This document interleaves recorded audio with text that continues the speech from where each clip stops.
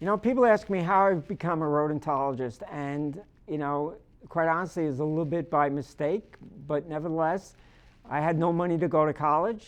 I come from a very poor family, and so I'm a nature nerd.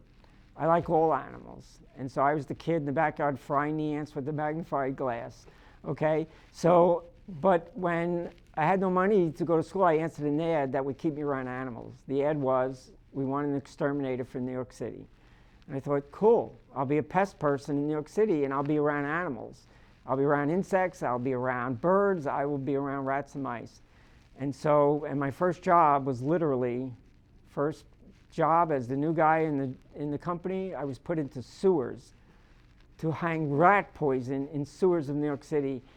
I was down there with the rats, and at first I was thinking, this is the craziest job in the world, and I'm quitting this week. Right? I'm like, I'm out of here. This is crazy. No ambiance and rats running by my face. But the fact of the matter is, after the shock wore off, I started looking at these animals. They were looking at me. I was seeing behaviors. Said, even though this is crazy, I'm in a sewer full of rats.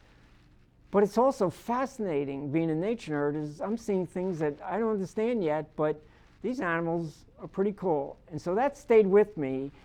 And when I finally saved up enough money from being an exterminator, and I could afford to go to college, I enrolled in one course called Pest Control 101 with a guy by the name of Austin Frischman, Dr. Frischman.